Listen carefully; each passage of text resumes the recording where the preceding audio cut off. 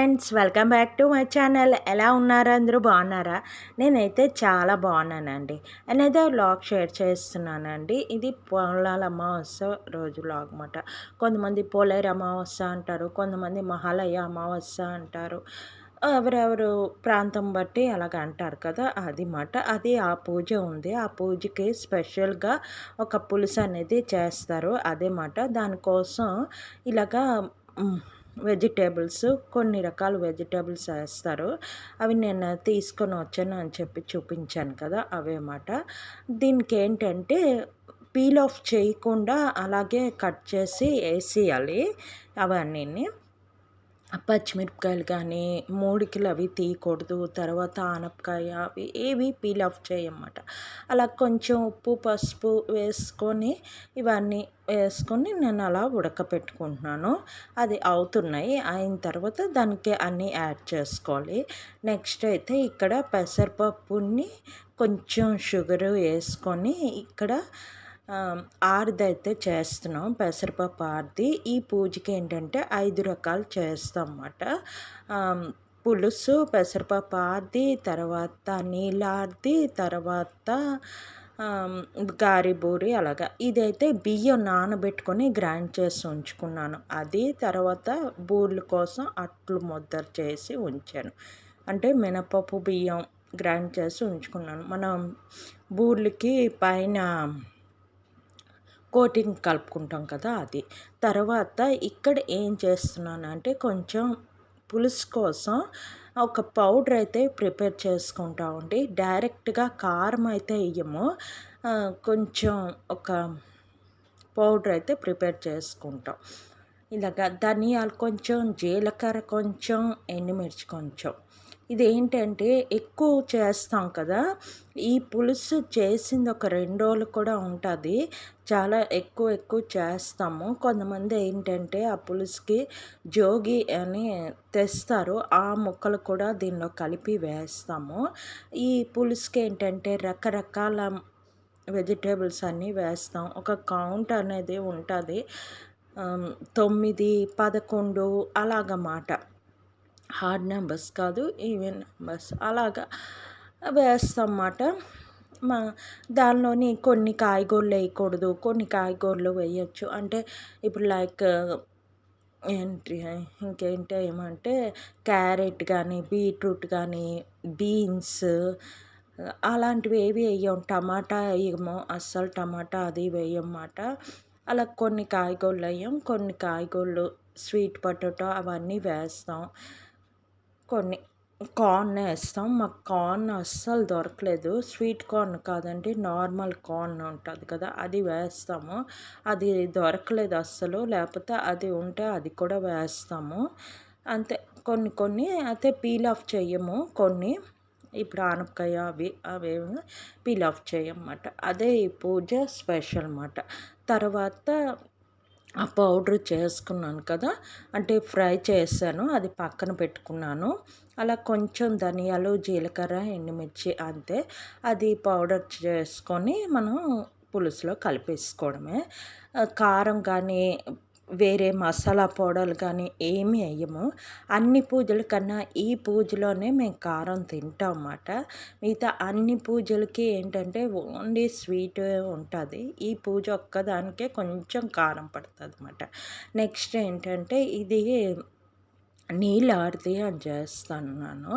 దీనికోసం ఏంటంటే కొంచెం నీళ్ళు, కొంచెం పాలు. నీళ్ళాది కాదు, పాలాది అంటారు దీనికి. చాలామంది తెలుసు కదా, పాలాది అని చేస్తాము. వినాయక చవితికి అది ఉండ్రాలు వేసి చేస్తాము, అలా ఉండ్రాలు వేయకుండా ప్లెయిన్గా అన్నమాట. అందుకని కొంచెం నీళ్ళు, కొంచెం పాలు వేసి అది కొంచెం వేడెక్కిన తర్వాత షుగర్ వేస్తాం అన్నమాట. షుగర్ వేసుకొని అది మరిగిన తర్వాత కొంచెం ఇలాచీ ఫ్లేవర్ కోసం వేసుకుంటే మన ఇష్టం ఉంటే కొబ్బరి వేసుకోవచ్చు, లేకపోయినా పర్లేదు. నేను ఇక్కడ మరి కొబ్బరి అది ఏమి వేయడం లేదు. ఇక్కడ షుగర్ వేసాను కదండి, ఆ షుగర్ అది బాగా కలిపేసుకొని ఇందాకలా బియ్యం చెప్పాను కదా, ఆ బియ్యం ఏంటంటే కొంచెం బియ్యం తీసుకున్నాను.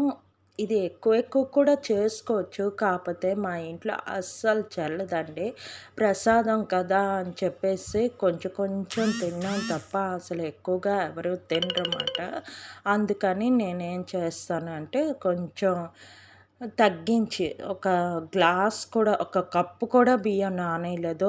కొంచెం బియ్యం నానేసి అది నానేసి ఒక గంట, 2 గంటల వరకు నానేసి ఉంచానమాట. అది మిక్సీ చేస్తాను. మిక్సీ చేసి మెత్తని పేస్ట్‌లాగా మిక్సీ చేసి అక్కడ పక్కన పెట్టుకున్నాను. ఇందులో పప్పాది అని చెప్పాను కదా! ఆ పప్పాదిలోని కొంచెం ఏసుకున్నాను. అదే బియ్యంది. ఏసి దగ్గరగా కలిపేస్తాం. బియ్యం ఏయగానే అది మనకి దగ్గరగా అయిపోతది కదా! ముద్దలాగా అలాగే అయిపోద్ది. మిగతాది కొంచెం దీనిలోకి ఏసుకుంటామట. 2 రకాల ఆదిలు చేస్తాం. ఇందాల మొక్కల పులుసు అని చెప్పాను కదా! అది చేస్తాం. తర్వాత గారి కూడా చేస్తామట. అంతే సింపులు. అది గారి బూరి కూడా ఏంటంటే ఆడపిల్ల పుడితే గారి, మగపిల్లాడు పుడితే బూరి అని ఒక ఇది ఉంటదమాట.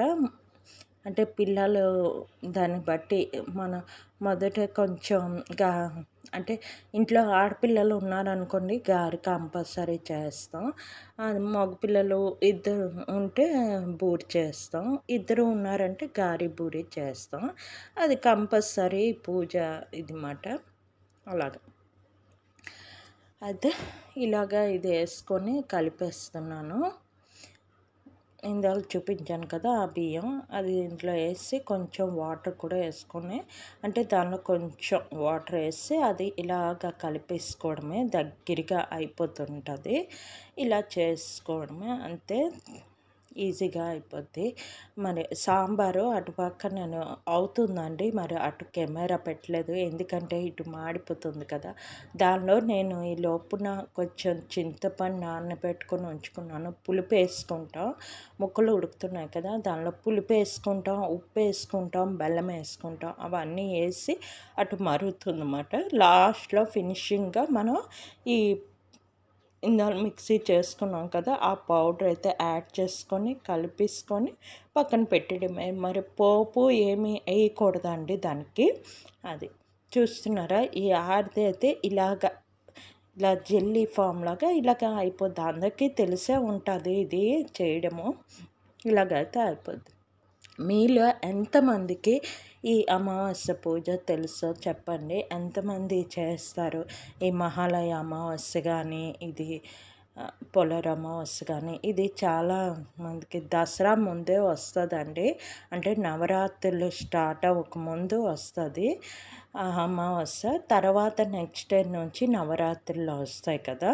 అమావాస్య రోజు చాలామంది చేస్తారు ఈ పూజ. మీరు ఎవరికైనా ఉన్నదా ఏంటో కామెంట్ సెక్షన్లో చెప్పండి. మీరు ఇలాగే చేస్తారా? లేకపోతే ఇంకే విధంగా చేస్తారా అనేది చెప్పండి. ఓకేనా? మేమైతే ఇలా సింపుల్గా చేస్తాము. చేసి దేవుడికి దండం పెట్టుకుంటారన్నమాట. కంపల్సరీ.